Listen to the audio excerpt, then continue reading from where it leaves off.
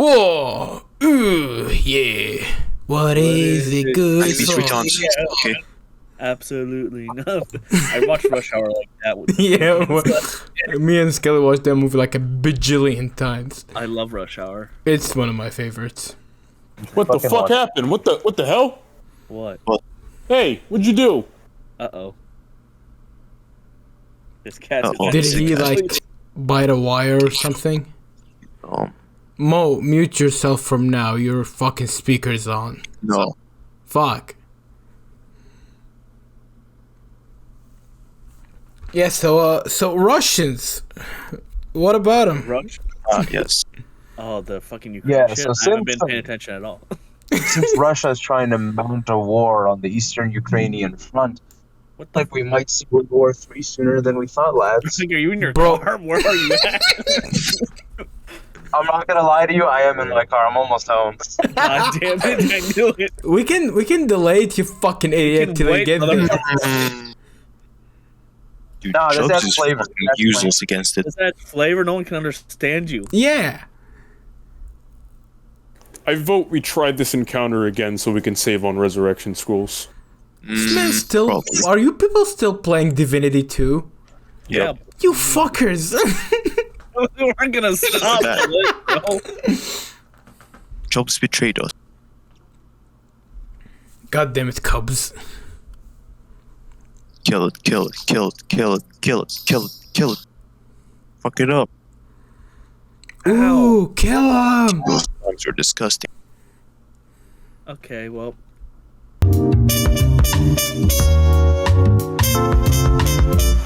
Anywho, Zaraki, how's it going? Well, I moved to the other channel to wait for you, but you didn't come through. Well, yeah, because a part of the joke is gonna be them being muted the entire video. Oh, yeah? Oh yeah. Have you ever been in a war, Zarako? What? Have you ever been in a war? No. Damn, I have. That's right, you grew up during one. See, this is not going to work, Slinger. It really fucking won't. Like, the army man is sitting there fucking playing Divinity. Fuck this guy. Hard to believe he was in the army. Oh god, such small amounts of discipline.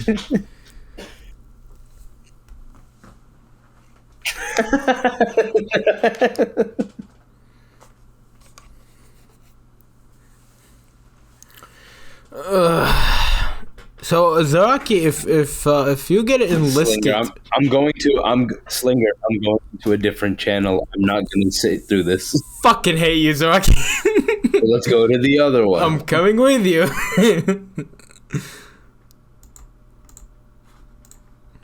God damn it, man. I don't want to sit through that. Fuck that. What, you can't mute them? Well, I could, but I don't want to do that. Let's just go to a Wow, different you're one. a lazy fuck. Fuck that. I Oh, can still God. hear them the entire time. I don't want to You do know that. what? You know what? Fuck the war. I suppose Ukraine and Russia can like burn in hell. I don't care. Well, no, we could still talk about that. What are you gonna it's not talk gonna- about it? You get like two Arabs talking about Slavs. Like what? So, let's just start it and see where the conversation takes us. It's Ramblings of Madmen Part 3. Oh god, we're gonna somehow end up at like your dad fucking some trans woman again or some shit. He fucked her into becoming a trans woman. He didn't fuck a trans woman. There's a difference. And she's a trans man now, actually. She's a trans man now, plural. Man, I said man singular. Fuck you. I'm tired of you. Oh god. Anyways, with Russia planning an invasion on the eastern Ukrainian front, the idea of a third world war seems to come to mind. And you can't have a world war without one European country, I assume. Now we've got two. Like fucking France. France, Germany. You know what I love about like the idea of a third world war? Like two things that I love. The first thing is a lot of people are kind of excited. Like they just want to hell see just want to see the spectacle of like a big war. You know, it's a war. I mean, everybody wants to watch the world burn. Yeah. Like yeah, Until it's time to actually fight, and then they're gonna fucking they're freak just, out. like, But the freak idea of it is what's exciting to people, yeah. Like they and think, how I see it. They think their lives are gonna be saving Private fucking Ryan. It's like, nah, baby, nah. Baby. It's not gonna be heroic. You're gonna be like put in some trench or some shit. Oh, it's gonna be worse. The more modern our warfare gets, the worse shit gets. The more technology we use, the more weaponry that doesn't require as much human element we use. You know, the worse it it's gonna actually get. kind of blows my mind, the idea that people expect that if the US gets into a new war, they're even going to bother with like infantry and stuff. Like if it's like a serious fucking thing, they're not gonna bother with infantry. Just nuking bitches. Well, because the way that I look at it is like, do you even need people as suicide bombers anymore? You can use like robots. No, seriously, you could strap a very simple AI or robot, just fucking let them walk into a building, just blow themselves up. You really don't need a human element anymore. Pop quiz to the viewer: guess Zaraki's race. You know what I'm saying? Like, put a claymore on a Roomba and just call it a day. Put a claymore on a Roomba.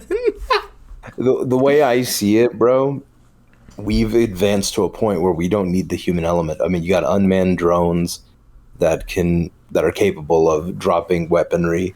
You know what I'm saying? You've got you could use robots to a degree. I remember playing Call of Duty Black Ops and seeing the RCXD, and I was like, that's such a unique and creative invention, not realizing that anybody can strap some C4 to a toy car. Do you try to incriminate yourself in every podcast episode at this point? My God, this guy's gonna be like, hey, this is the way to make a pipe bomb. Nobody can stop me. Local terrorist Zaraki from Twitter. Zaraki from ISIS.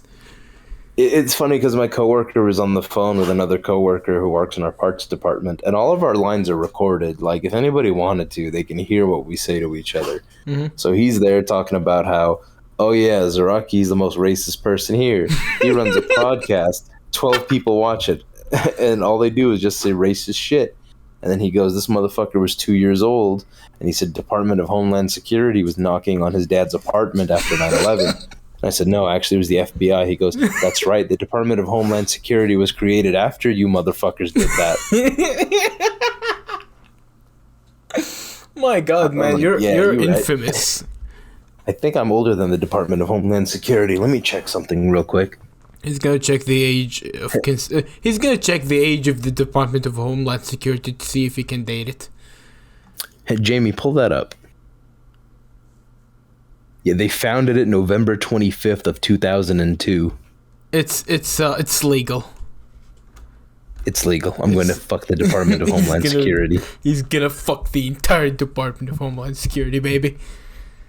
Next episode of the Triple League podcast, the League gangbangs the Department of Homeland Security. I'm about to tweet that. I'm going to be like, retweet if you're older than the Department of Homeland Security. Oh, God. What was I saying? Oh, and I think the second thing that I like find the war to be like a bit cathartic with is actually, you know what cathartic means, right? Cathartic means kind of funny. Cathartic means kind of therapeutic. Oh, fuck me. I've been relaxing. saying that word wrong all along. It doesn't surprise me. God, because I assume most of the internet most of your lingo's from the internet. Yeah. Cathartic, providing psychological relief through the open expression of strong emotions, causing catharsis. So all you Western fuckers use the word wrong. Well, I know what the word cathartic means, so I use it. Yeah, but every single motherfucker uses it as if it's like something being funny. Yeah, no, I hate people like that. People just want to use big words and seem smart, which is the majority of people on the internet. God, I take my language from the wrong fucking people. Yeah, I mean, where do you pick your shit up from? The internet? Yeah. Hell yeah. I'm gonna be like, do not talk to me unless you're older than the Department of Homeland Security. Wait, am I older than the Department of Homeland Security? November 25th, 2000. Yeah, I'm older. By like a few months, essentially. Hell yeah, dude. You can talk to me. Wait, I think Mo isn't though. I think Mo is younger than the Department of Homeland Security. out of like the 19-year-olds in the Drip League, am I the oldest or is Contra the oldest? I have no idea. Because we actually have 4 members who are like 19 years old at this point. It's Mo, Contra, it's surprising and how many youngins Cosmo. we got in here. Yeah, Y'all some youngsters. we got some young boys and some Y'all, ancient people like Merc. yeah, y'all kind of groomable, you know. Yeah. I won't say too much. Hey, but yo. I groom you into committing war crimes in Ukraine. Oh God. You know, but yeah, it is kind of a shame because it's like the Ukraine, well, not the Ukraine. People hate it when you say the Ukraine, but Ukraine has kind of turned into like a Taiwan and China relationship. Yeah. Where it's like, you know, you're us, but you're not. But we're gonna make you ours, and there ain't shit you can do about it. You know, Same as they do with Hong Kong too. Russia's starting to sound like the booty warrior. You know, I like you, and I want And you. I won't. Yeah. If we can do this the easy way, we can do this the hard way. The choice is yours. The choice is yours. That's really the case. It's like resistance is futile, but at the same time, like that's What really else the only are you way they're gonna gonna be do? Yeah. fucking satisfied. What else? No, but like it's the only way that Putin's gonna be satisfied is if he takes it. He's fixated. He's like, no, I can't just leave well enough alone. I gotta take it. But why? Why you gotta do that? Putin's like Russian Donald Trump. But not as cool. But like that's how people view him internationally. People view him as like the Russian Donald Trump, probably because of his friendship with Donald Trump or like how close they were. It's actually so. But funny. he's not as cool.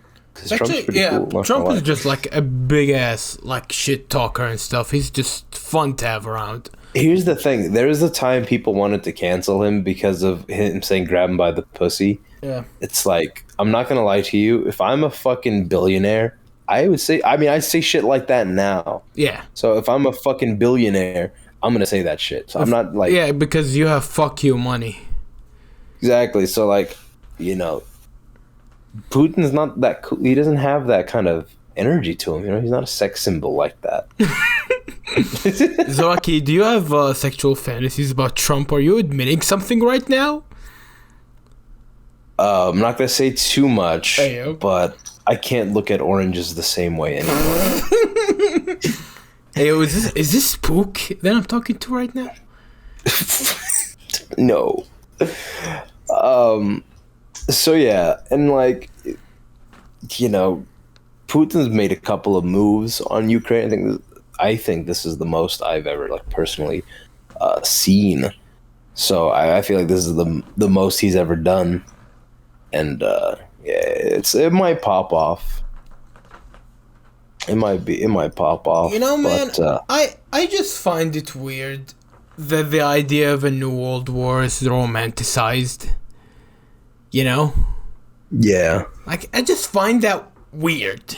Like, it's not gonna be Call of Duty, mate. You know?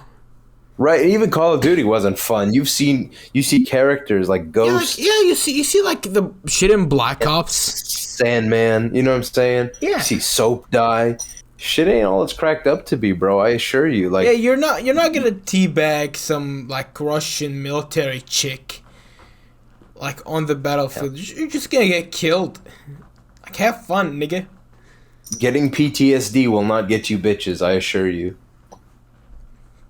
The guy who stayed home because he's not eligible for what's the word for enlistment is just gonna NTR your ass in like a month. You know, that's a very common trope of like, it's a common thing that happens. Like, oh, you meet a girl you date her a bunch, and then you go enlist in the military. The minute you leave, she's fucking everybody. No person should have have to be like military overseas and have a relationship. No, I don't think you can sustain a relationship like You that. can't. And then also, why stay in the relationship? Yeah. You're gonna get deployed. It's unfair to that person because you're expecting them to stay loyal to you. It's unfair to you because you're staying loyal to them. Like- and it's like, why would you even do that? Yeah, if you like, move it makes across no state sense. lines, you know what I'm saying? There's still some kind of relationship Yeah. you can have. Like you can visit each other like once a week or something. But overseas, deployed for months at a time, and a yeah, year it's maybe. not happening. It's Not like, what the fuck? So it's not surprising you get Yeah, all these like, stories of In that guys case, fucking your wife. like in that case, your best case scenario, she just leaves you. Your worst case That's how it scenario, should be. that case where the chick was just trapped in a porn video while the guy was deployed. They call that getting Dear John'd. Why? So there's a movie called Dear John. Yeah. I think it's about a chick. Hang on, let me pull it up because I don't know what it's about. Well, But- Zaraki pulls it out. Pulls it up. We Okay, gotta- right here. Wikipedia article, The Dear John Letter. A Dear John letter is a letter written to a man by his wife or romantic partner to inform him that their relationship is over, usually because his partner has found another lover. The man is often a member of the military stationed overseas, although the letter may be used in other ways, including being left for him to discover when he returns from work to an empty house. It is usually sent after time away on holiday. So, yes, getting Dear John is when your wife or girlfriend is like, this isn't working out for me anymore. I don't want to do this anymore. And leaves. And I found another guy. Yeah. Look. So, yeah. Here in the Middle East, a person in the military having a wife makes sense because no one gets deployed outside their country. You know? Okay. Like yeah, you can always drop here like every month, several weeks, stuff like that. You're not gonna stay for more than a month outside of your like hometown. You know? Okay. Yeah. So it makes sense. You know, but outside it's like you're gonna stay there for like 4 more months, like it's just not gonna last, nigga. It's just not gonna last. It's not. And like sometimes you get deployed into other parts of the United States. Like if you enlist in the army, sometimes they put you in Texas or Kentucky or some shit. You get to go to one of the military bases around the country. So you won't necessarily get deployed to like Korea or the Middle East. Yeah, no. Sometimes you just get posted up in another state. But even then it's like, you know, you move from California to Texas. It's a big fucking distance. It's pretty far. Yeah, it really is. You move from Texas to Florida, still very far. So it's like, if you're one state over, okay, it's kind of manageable. But, you know, I tried that when I was with my first girlfriend. She wanted to move to Utah to go to school. And I was trying to kind of salvage the relationship with her and kind of see if there was a way we can make it work. But at one point, we had to realize, like, yeah, it probably won't work. So if you do move, it's probably going to be over at that point. Mm-hmm. Just because. But, you know, long distance relationships, I don't vibe with them. I personally don't see how you could, like in the military context, definitely not. I don't think that that's very sustainable unless you're like a state away. You know, But yeah, the long distance deployment shit does not happen. No. for a very long time, I never really understood like your like opposition towards long distance relationships until I actually started to like hang out with people IRL on a near daily basis. You know? Yeah. Like I pretty much like no offense to the league, honestly, but like when I'm in college and we finish class and we like walk together as like a group of friends over to like a shawarma place and we sit down to have lunch, I forget you guys even exist. You know something? None of the people I'm friends with on the internet exist when my apps are closed and my phone is off. Yeah. If I put my phone, like I go to work, my phone will go off a couple of times reminding me that you guys exist. put that shit on vibrate, and I get to work, and it's like nobody exists other than my work at the moment. Yeah. And then if I'm going out and hanging out with my work friends, it's like, it's not to say that you guys aren't my friends. It's more like you can't form as deep of a connection with people online over the internet like that. Do you know what I'm saying? Like, we've known each other. I've known you guys longer than I've known the people that I work with. Yeah. But like, we have a different. Our connection is different. It's different. My work friends have a different connection with me than you guys do. You know what I'm saying? So it's like, I understand it. That's why those online relationships to me don't work as well as the in-person ones, because you see, making friends and having conversations with people, there's a different level of connection you feel in person. It's hard to replicate that online. Some people can, but for the most part, that's why I don't vibe with it, because I can't make that connection with you. Honestly, man, like I honestly, in my experience, like an introverted, and what is it? Introverted is the word for it? Introvert, yeah. Introverted person, like, would find the idea of like talking to people online to be easy. Honestly, like, real life is so much easier to talk to people. It's not even funny. Once you start getting into the swing of things, like, if you make small talk with the cashier at the grocery store, you can end the conversation anytime. Exactly. You're not stuck there. Yeah. So that's a good way. I feel that's a good way for people to practice getting social skills. That's how I did it. And then when I started working at Walmart, I was able to approach anybody and say hi. Like, I have the ability to see anybody walking down the street and I can just say hi to them. My way was like when I was like I think 17 years old. All of a sudden, I was put in an institute, like not a mental institute, like to prepare for my finals back then. And of course, so institute, not institution. If you said institution, I would have been like, okay, psycho, mentally ill, nigga. Yeah. Retard.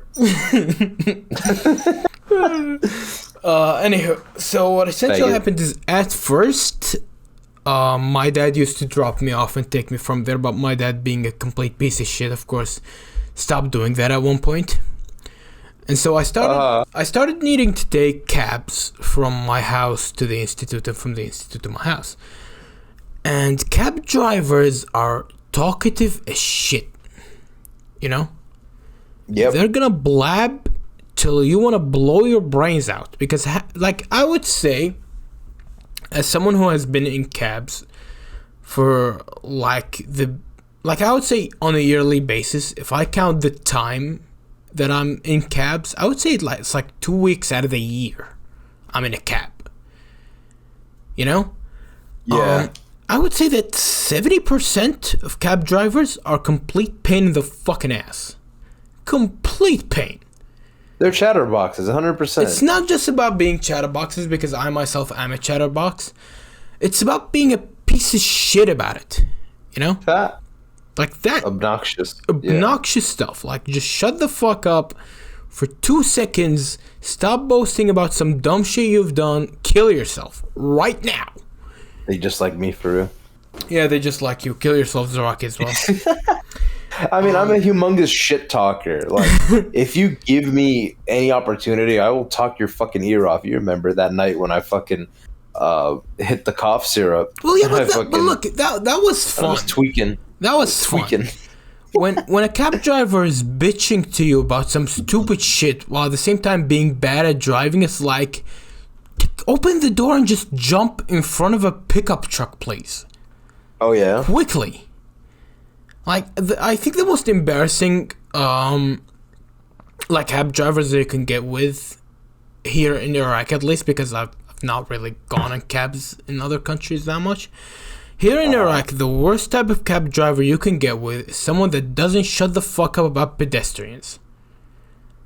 That is the worst. One would argue that Middle Eastern pedestrians are probably the worst pedestrians. No, because I'm not meaning as in like a guy crossing the road wrong, because I myself talk shit about these people. These people are complete morons, putting everyone in danger. You could kill yourself and then it's my problem, you know? right. Yeah. What I mean is, I got in a cab back when I was 17 with a guy. By the way, 17. I'm a minor in this. You know? Yeah. And this guy, every time he would see a woman on like the sidewalk, he'd say this phrase, which is, "That woman's pussy needs licking." What the fuck? And I'm just sitting there like, what the fuck did I do with my life to get here? Like, Yeah. And he's like this obese, like morbidly obese piece of shit. And I'm just sitting there like, what did I do to be in a cab with this guy at noon? Once again, they just like me. Kill yourself, Zaraki, if you do this. Unironically. No, low key, like my coworkers do that. He'll like one of them today. He was looking at a chick's ass and he goes, "Man, I'll wreck her." Well, look, He's like, if you say something like, I'll smack that ass. I'll He's wreck like her. talking to his breath, like, I'll smack that ass. I'll wreck her look, ass. that's like, kind of motherfucker. fine because, at least from my point of view, like that type of shit in English is actually really weak. Like as far as language goes. You think it's tame? Yeah, it's really fucking tame. In Arabic, this stuff comes out like sewer water. I see what you mean now. Yeah, you know how these words are said in Arabic. Yeah. It's disgusting. You know, like fuck or cunt has nothing on like Arabic swear words. Nothing. Yeah. Well, the word kuss. Yeah, at least. exactly. Yeah, that's an awful word. Yeah, like that comes out really wrong. You know? It does, yeah. It just sounds like it rolls off the tongue weird. Like Yeah. like there's some racial slurs too. You'll hear some slurs that just hit the ear Like, wrong. unironically, the hard R in Arabic is a more pleasant word than pussy in Arabic. Is it the word zunji? Yeah. Yeah. It is- Zunji. Yeah, I like that word. Yeah. We nice all do, word. mate. We all do. Ah, it's just cool. Like, what the fuck? Like You it's know what not I'm it's not like saying? the hard R in English, which is just honestly kind of weak, you know? It is kind of weak. Yeah, like the Arabic one just has some spice to it. Yeah. Zunji. You're enjoying Hits this a it. lot. Yes, I am. It's because it's been a minute since I've used that word. Yep. To be quite honest with you, So anywho, so teaching my buddy about it because there's a meme that goes. It was like a 4chan green text where this dude brought a can of beans to a fucking movie theater, and somebody shouts from behind him, "Hey, yo, this nigga eating beans!" And he got all embarrassed. So I taught my buddy in Arabic what it is, and it's like "Hadar zunjam yakul fasulia." Oh shit, fuck you. You made me speak Arabic here, man. I have triggered you. He has triggered the Bedouin inside me. The Bedouin. Man, that's the one thing I wish I could have done while I was in the Middle East was go to like a Bedouin camp, because I heard that in Jordan the Bedouins, like, they'll let you spend the night there. They'll cook you food. Honestly, most of the countries around the Gulf, they'd probably let you do that. Iraq doesn't really have Bedouins. You know, we're a predominantly like farming, I suppose, society. Mm-hmm. Yeah, so no Bedouins here. I see what you mean. Yeah. Makes sense. That makes sense. What was I saying? Yeah. So you know how he said like making small talk with cashiers is the thing that made you like good with talking to people. To me, it's a good way to start. It's a good way to start. Yeah. To me, it was the fucking cab drivers, because it's a landmine, a minefield. What the fuck am I on about? Mine. See, he got it. The fucking series from what's his name? That one YouTuber. Vsauce. He has a series called Minefield, and for the longest time I actually mixed between a minefield and his series. Yeah. Anywho, yeah, it's actually a great way to train yourself on talking to people. You know? Certainly, yeah. Because the idea behind that is like you can enter the conversation for as long as you want. You can end it whenever you want. Yeah, and you're not stuck in that conversation. And at the same time, like, the chances of you meeting the same cab driver again are slim to none.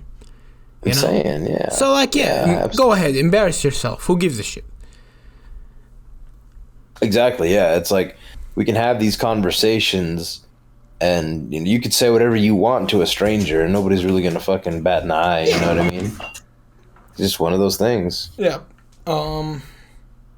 That's how I view it. It's like talk to cashiers. I mean, sometimes if I'm bored, I will talk to a cashier and just say some shit. A lot of people, you know what I noticed though? A lot of people are very comfortable opening up about like darker shit or deeper shit and venting to people that they don't know because there's no way it ties back to them. There's no real consequence to it. Into their life. Yeah. Because like if you tell your sister about this girl that you like, chances are she goes to school with her, she can like tell her that shit. Yeah. But if you tell me about the girl you like or a waitress or whatever, there's no fucking way for me to know who they are or even talk to them. It's actually really funny that you brought this up. Like, the difference in support on the shenanigans that I see between either, like, people like Skelly or someone like Furqan, who is, like, a really close friend of mine. Farquad. Yeah, Farquad. It's actually so different from what I see from my sister, because my sister is not supportive at all of any of this. Sister's a hater, bro. Yeah, like every time I say something, she's like, maybe she's blank. Like the last time, it's like, oh, she recognized me, you know? She smiled at me. I waved at her. She waved at me. And my sister was like, maybe she's just like doing you common courtesy. And I'm just sitting there. I'm like, why are you such a hater? You a piece of shit. Like, you're a piece of shit. The fuck? No, for real. Bro, because the last thing you want is a fucking, like, a person who just invalidates everything. Yeah. You want somebody, like, you feel confident, like, hey, you know, she waved at me, she said hi. It's like, nah, she was waving at me. Go fuck yourself. Yeah, like let me have this. Like, let me have this, please. You know? Dumb bitch. Like, it's really funny because I mentioned this to you guys before, but one time, Farquad actually asked me to go with her to the mall. Because, you know, I'm in this weird spot where I'm neither her boyfriend nor just her friend. I'm just whatever the fuck I am, you know? But anywho. Yeah, you exist. So I'm like boasting, you know, I'm being like a big deal. And I just like drop it to my mom. I go like, hey, like this chick like asked me to go with her to the mall, you know? And I get fucking lectured. And I have never told this woman a thing ever again. Only in the Middle East. Only the Middle East. The only place where it's like, your son is popular with the chicks. It's like, oh God, no! You know? You know, it's funny you say that because my dad was always the opposite. We were very sheltered when we were younger. We were very spoiled. I wasn't allowed to, like, bring friends over to my mom's house and stuff. Yeah. And Dad was different. He was outgoing. He used to take us to the arcade. He used to, like... He kind of like had us meet and play with strangers because he was cool with that. He wanted us to socialize. All throughout my like younger teen years, he goes, "Yeah, you need to go out, hang out with kids, like fucking, go get a girlfriend, do something. Like you can be like these American kids." He always was like, "Be like these American kids. Go party, go do something." You know, he was encouraging me to be one of those stereotype people you see in high school movies, like. Go get drunk at a party. Go have some sex. Go meet a girl. Like, because I guess he kind of knows that those are the people that make it in Western society. I mean, here's the thing. The way he perceived Western society was kind of like through movies and shit. And he lives here. He's been here since he was 17. 43 years he's been here. He's 60 now. He actually just turned 60 last month. And it's like... That's what he wanted from me. And then I started doing all these things, started going to hang out with my buddies and getting drunk with them. I lost my virginity. He kind of freaked out because of that, you know, and I was doing shit. He wasn't ready for that.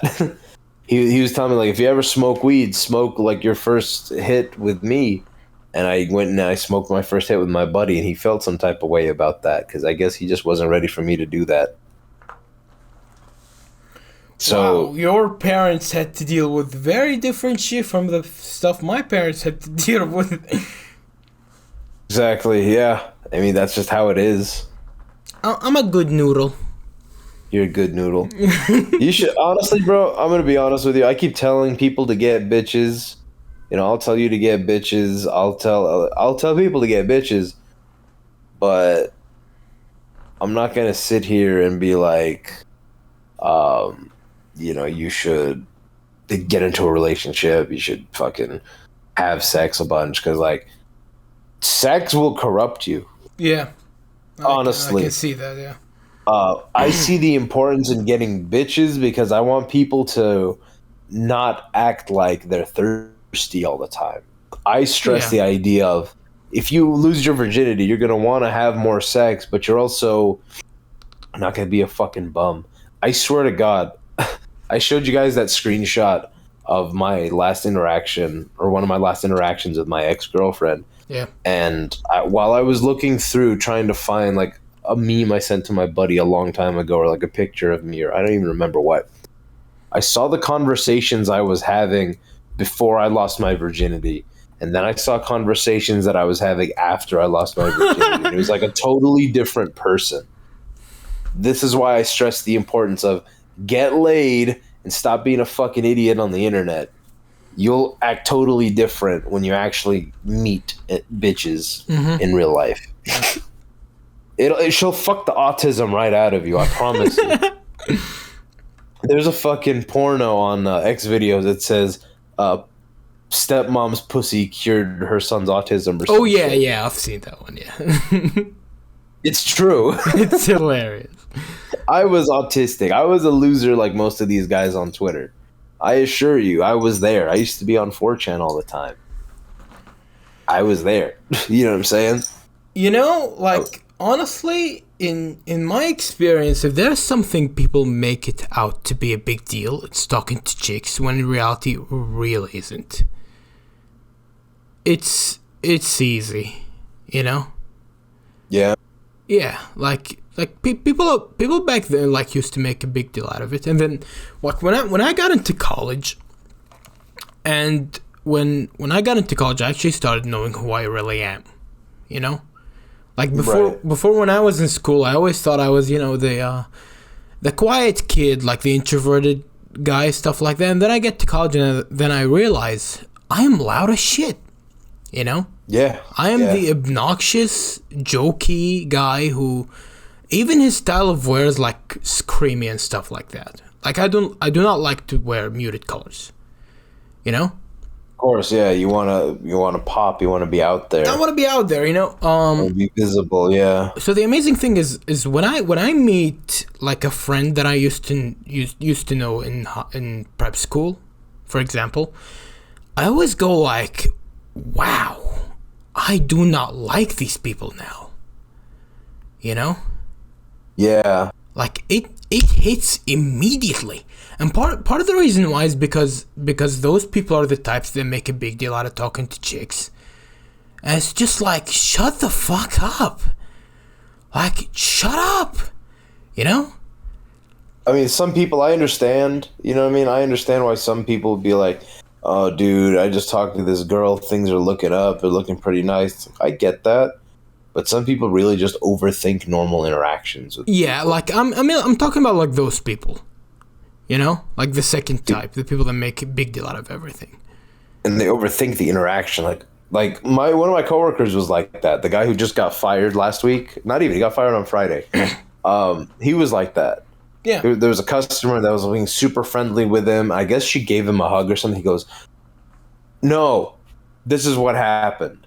I was having a conversation with my buddy's customer.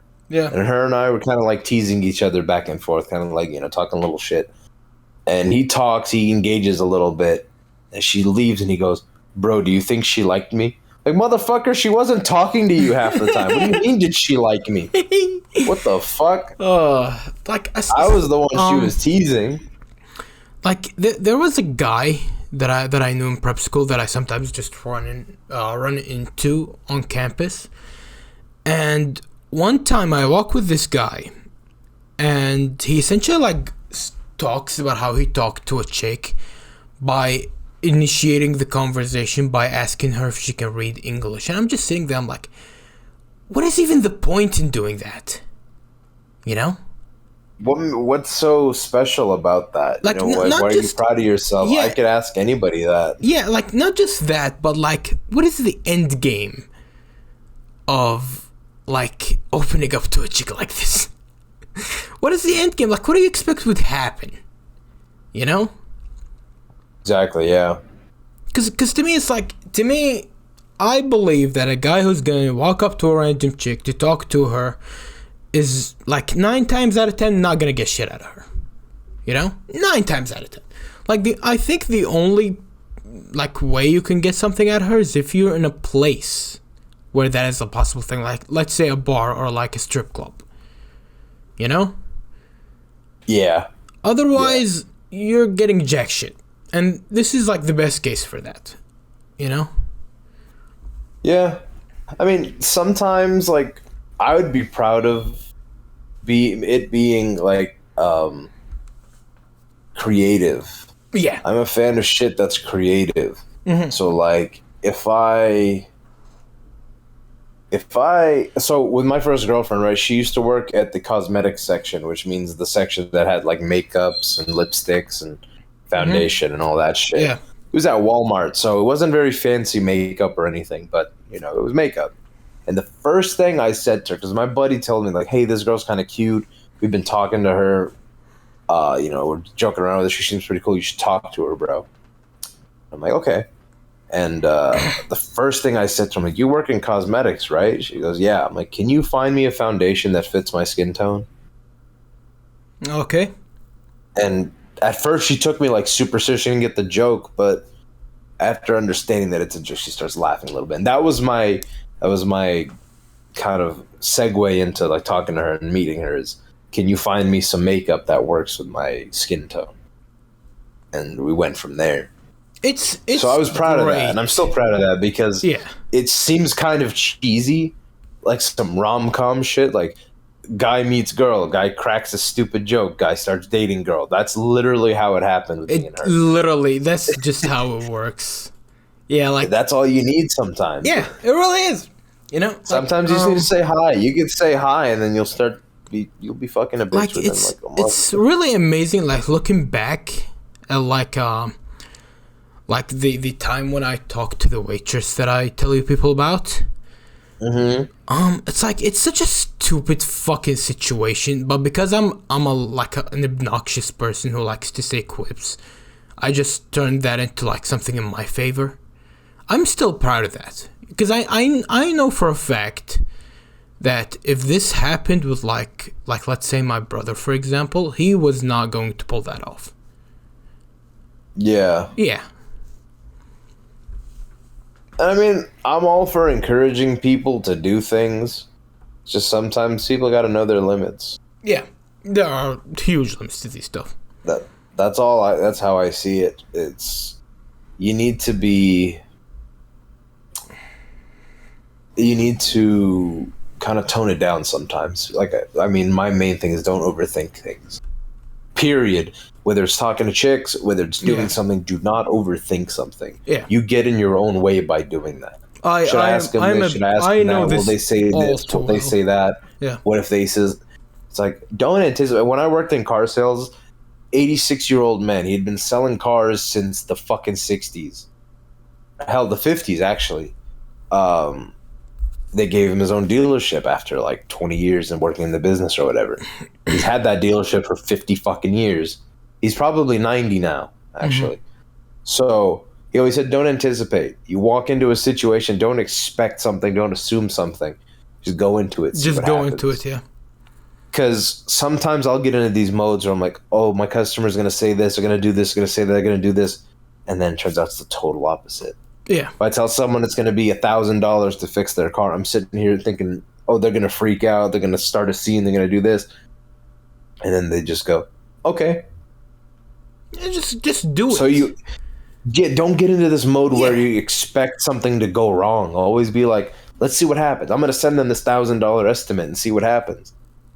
And then they say yes. Sometimes they say no, I can't do that. Sometimes they freak out. there's really no way to know. It really depends on who you deal with. Honestly, But I always say you gotta never anticipate what somebody's gonna say and do. like currently to me at least, that thing which is tone it down, to me is falling on the joking department. I'm actually trying to tone down joking with people a bit, cause in at least in my experience, it feels like once people get a little too like comfortable with you, I think they start to disrespect you like big time. So I'm pulling. I see what you mean by that, because when people are comfortable with me, like these guys that I work with, they're comfortable with me. They start getting a little mouthy with me sometimes. They're more comfortable giving me attitude. Yeah, exactly. And I disregard, because I'm like, all right, we're chill. So maybe they're just giving me shit. It makes it feel like a different tone, where it's like, okay, they're not trying to be assholes. They're just giving me shit. We're homies. But at the same time, it's like, if I wasn't as friendly with you, you wouldn't feel comfortable giving me shit. Exactly. You'd be like, yes sir, no sir, yes sir, no sir. Because I'm technically your boss.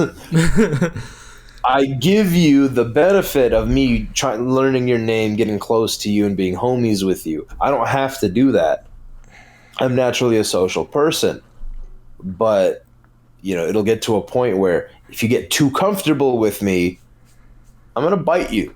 You know what I mean? I mentioned this once before about the annoying chick, which is she really likes banter. So I banter back with her and stuff, but it's like the problem is her friends also think that I'm fine with their banter. It's like, no, I'm not. Like I gave her the space to do it. I did not give you the space to do it. Like, do not take that as your own. Yeah, sometimes people will assume that just because somebody else can do it, they can too. Yeah, it's like, no, you can't. Like, shut up. I'm literally gonna verbally mop the floor with you. I will verbally mop the floor with you. You're not ready for me, baby. Yeah, it's a dynamic that people don't understand. A lot of people got to understand that if one person can do it, that doesn't mean that you can. And that's how they do it. They see you interact with your friends like that. They treat you the same way, thinking, oh, this is how I can get close to you. It's like, no, you gotta get into steps, buddy, before you do that. You really gotta get into steps. It's kind of it's really amazing, honestly, because I'm always someone who attracts awkward people for some reason. And what essentially happened is I get into college, and you know how I say I go from like an introverted guy to realizing that I'm obnoxious and loud and joking and all that stuff. And what essentially happens is I have now this like awkward friend between quotation marks, by the way. I do not consider this guy like close to me or anything like that. It's like, it's kind of this thing where it's like, can I just go back to barely knowing you, please? Yeah. Because what essentially happened is my best friend also mentioned this, but this guy is beyond fucking awkward. Like, this guy unironically messaged my friend telling him, can I be your friend? Who does that anymore? Right? Or can I be your boyfriend type shit? I did that when I was in 3rd grade. Like, who does that? Can I be your boyfriend? Yeah. Like, who the fuck does that? Like, the thing about him is that, like, he messages me a lot because I'm a guy who, like, I have a pet peeve with, like, being ignored or ignoring people, so I never do it, honestly. And I answer him every time. And it's like, I've never seen someone be able to talk for 30 minutes without saying anything. It's like, that is amazing. How do you do it? Yeah. It's mostly people who can't read social cues. Yeah, it's like how are you doing this? Because look, I fucking love getting messages from friends. Like I showed you that image today that I posted, like a cat story on Instagram, and I got like 4 messages from Farquad. Oh no. I fucking love when that happens. I love when people genuinely show interest in stuff that you do. Yeah. if you send me a random ass meme that I've seen before, and you start saying nonsense, I'm literally going to like find the first chance to leave the conversation and just leave. And you know what? I don't even blame you for that, because sometimes that's how people are. They just become insufferable. I'm gonna post a screenshot of like a conversation between me and this guy. I'm gonna send it to you. I don't have my phone with me. Fuck. I'm gonna post it in the video and post, and people can see why this is awkward. It was pretty much a question of like, I think it was like would you rather infinite bacon or something else? And I'm just sitting there, I'm like, what? Who the fuck starts a conversation like that? Literally that Family Guy meme. Yeah, exactly. Like, who the fuck? I just sat down. Who the fuck starts a conversation like that? Yeah. Like, who the hell? I actually showed Clown Girl, Uno, I think we call her. Yes. Yeah. Yes. I showed her that image, and she was immediately like, yeah, I get you. You're not autistic. This guy definitely has a Reddit account. Yeah, it's just reading social cues. That's all I think. I think that's all you really need to do is understand things you can say, you can't say, and they kind of read the room. Yeah. You can't go into a crowd of black people and make racist jokes. Yeah. You got to read the room. You can, but it's not going to end very well for you. Like, I just... So you always got to read the room. Honestly, man, I just feel bad for the guy. You know? Like, you mentioned this... Fuck you, Zaraki's dog. You mentioned this last time. Oh my god. Sorry, continue. Sorry, the ears of the viewer. You've mentioned this last time, but like being able to talk to people and like persuade them and be charismatic is like a legitimate talent, you know? Zaraki, are you there? Say that one more time. Sorry, say that again. I said that you mentioned this last time, but you said that like being able to talk to people and be charismatic and persuade them is a legitimate talent. Like, not everyone can do that, you know? It's not a natural born talent. It's not something that anybody can learn. You have to have it in you. You have to have it in you to do it naturally, yeah. You know? So it's that's how I've always seen it. Yeah, I've seen it like this as well, you know? So it's almost like I feel bad for the guy, because he's not just not good at it. He's just terrible at it. It's actually kind of impressive how bad he is at it. Yeah, because like with my job, while I am somebody who helps people with things they need on their car, the nature of my job is a sales one. Yeah. I don't make money by writing up oil changes. No. I make money by upselling people. So, you know, if I can convince you to buy some brakes from me, if I can convince you to do something that's not factory required, if I can convince you to buy tires, it's easy to learn how to put the tires on the car. Anybody can be taught how to put a tire on a wheel and put it back on the car. Not everyone can talk people into buying shit. Not anyone can talk someone into spending $1,200 on a set of tires. Yeah, exactly. I get what I'm saying? I actually really feel this, especially when like I go to a certain like restaurant and stuff. It's like you can always tell a good waiter from like a bad one. Like, a good waiter really gives you like an appetite to spend a lot of money in a place. Yeah. Yeah. You could tell when somebody cares and when somebody doesn't. You can tell when somebody's fed up and when somebody isn't.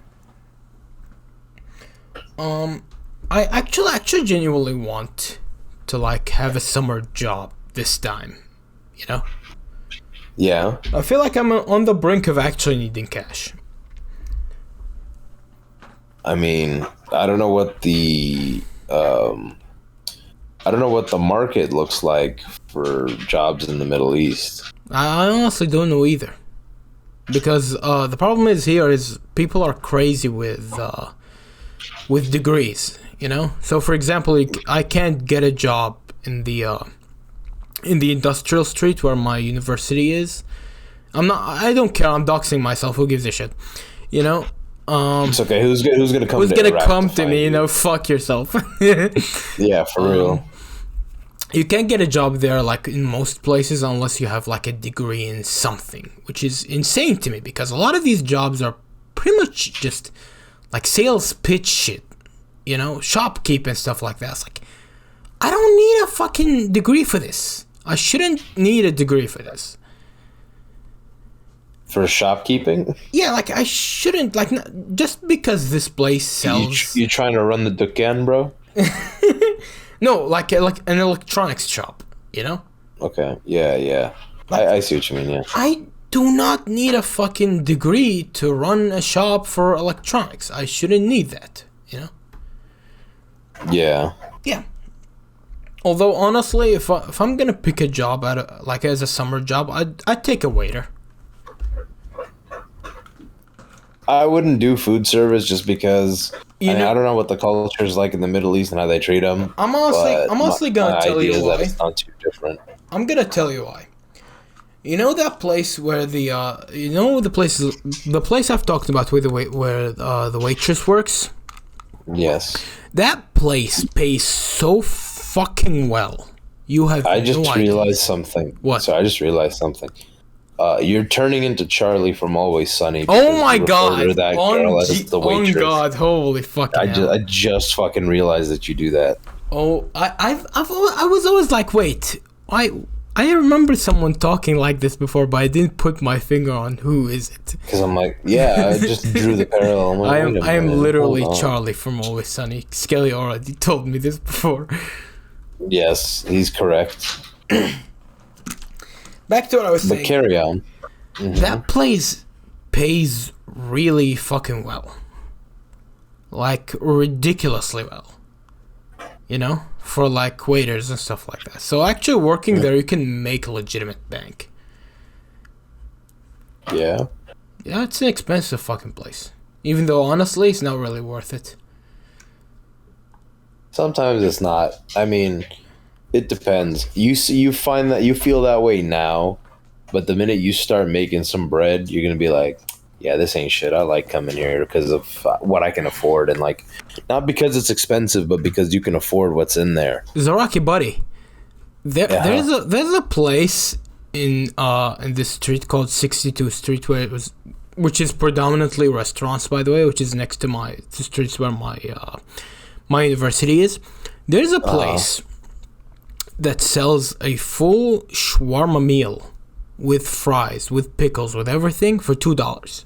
You think I'm gonna go to these people anymore? It's genuinely the best shawarma I ever had. I mean, hey, that's the truth. Like, I go to one of these like local taco and burrito shops, bro, because there's just overpriced ones on the Vegas Strip. Yeah. Like literally, they charge you $15 for a fucking burrito. Mm-hmm. I think it was like 50 because for me and my sister spent like $35 on 2 burritos. Yeah. But there's another place you go to where you get burrito and enchiladas, some beans, rice, and cheese, bro, for like not even $10. That's where it's at. That's what hits. Genuinely, you can never beat like good budget food. You can never beat that. You don't need to eat expensive food. Yeah. Sometimes like places don't need to be gone to for the good shit. Yeah. But I feel like when you have money, right? And I'm not a baller by any stretch, but I have money. And what I like to do is sometimes I feel like going to these small places and just, you know, getting that good shit. But then also I go to these other little more pricey restaurants to see what they got and how they stack up. If I go to a fucking place with $10 tacos, it might not be as good as the place with $3 tacos. Yeah, that's only one way to find out. Good point, yeah. But I can afford to go to these places. Like I went to the kebab place with my dad. We were gonna try it. He goes, "Oh, it's $10 for kebab, bro. It's a good deal. It looks awesome." So I go there. For me, my sister, and him, I spent like $45. He goes, "Dude, that's a lot of money." I'm like, no, it's not. I got cash, nigga. Well, but the idea was not because of the money part, but it's like, we're trying this kebab place. Mm-hmm. I'll spend the money to try it. If it's garbage, we're going to go to another one. So the money doesn't matter. It's how good is this food I need to know if I need to ever come back here again or not. Honestly, as time goes on, to me, it's not even the price anymore. It's the amount that you're paying for. You know, like if you put me in one of those like fancy like Michelin star type garbage, and it's like literally just 2 pieces of meat with some sauce, and it's like, yeah, $40. I'm like, yeah, I don't care if I'm like a billionaire. I'm not paying for that shit. I mean, you say that, but you'll get to a point where you understand the vibes. Hell yeah, Zaraki believes in me. Let's go. No, like, I believe in you, of course. I believe anybody should. I mean, if you have money, I highly advise you start kind of busting out of your shell a little bit, going to places that you normally wouldn't go to. Yeah, more expensive stuff do taste better half the time. Yeah. Except when it's up to shawarma. Yeah, right? Yeah, shawarma's just great from anywhere, man. I could really use a meal right now. Shit, you're making me hungry, dog. Dog, my gym is like what, like a 3-minute walk from that shawarma spot. I am getting a meal tomorrow. Oh yeah. Oh yeah. But that's basically, at the end of the day, my point that I illustrate is, or the way that I would like some people to try living. I'm obviously not going to tell someone how to live. My suggestions for people would be, if you have an issue with social skills, try to engage in some little bullshit small talk conversations, and you'll at least learn how to do small talk. Force yourself. Easy to say hi and stay quiet. Mm-hmm. Put yourself in a social situation. Interact with people. Like how I'm going to put there. myself in a social situation tomorrow. Because you never know. Because the next somebody you meet might be able to offer you a job opportunity. Somebody you meet may give you advice. My dad always told me, and this is one of the most sane things he's ever said, was talk to people. Because some people you might get opportunities. Some people might give you, advice or insight. Some people might give you money, job opportunities, whatever. You never know. No, talk to people, feel them out, learn something, get something from them. There's always something to be gained from talking to somebody. Even that crazy homeless man you don't want to talk, he probably has some good life advice for you, or some good drugs. You never know. God damn it, man! This is the best way to end this video, by the way. Oh yeah. Oh yeah. So do the outro, Zaraki, since I'm bored. War never changes. Stop being a bum. Get some pussy, and stop eating. Have cum. a good day. And don't eat cum. Have a good day. Have a good day. See you guys later. Bye bye.